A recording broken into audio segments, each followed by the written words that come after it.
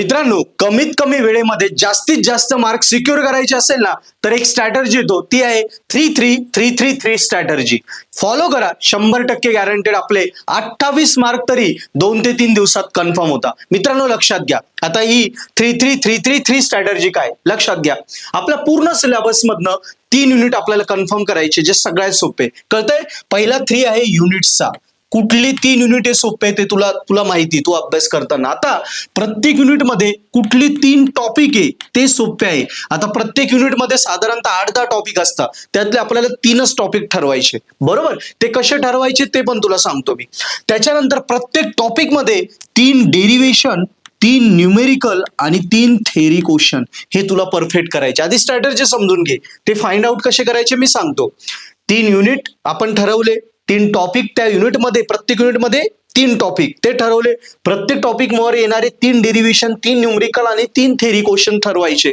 आणि ते एकदा तुला कन्फर्म झाले, बस तेवढे आधी परफेक्ट करायचं, मग बाकीचा अभ्यास कर. तेवढं परफेक्ट का करायचं? कारण एवढ्यामधनं 28 मार्काचं तुझं काम 100% बनतं. क्लिअर आहे?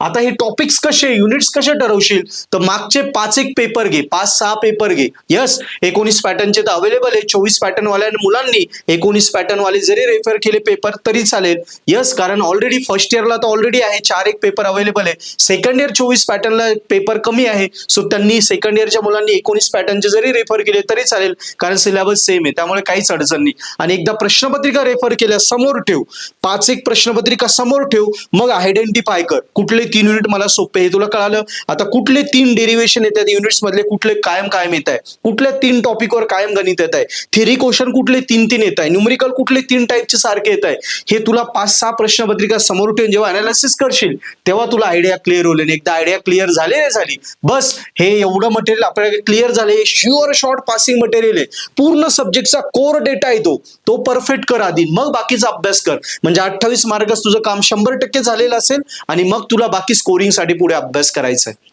आणि स्ट्रॅटर्जी आवडली असेल, व्हिडिओ आपल्या सगळ्या फ्रेंड्सला शेअर कर, चॅनलला सबस्क्राईब कर. आणि हो, एंडसेमच्या अभ्यासासाठी वेळ कमी तुला आहे तर त्याच्यासाठी एकच कर, पर्पल आर्ट ऍप डाउनलोड कर. मी लिंक डिस्क्रिप्शन दिली आहे. पर्पल आर्ट ऍप मध्ये हे जे तू टॉपिक्स आणि डेरिव्हेशन, न्यूमेरिकल फाइंड करशील, यांचे सगळ्यांचे सोल्युशन पर्पल आर्ट ऍप मध्ये अवेलेबल आहे.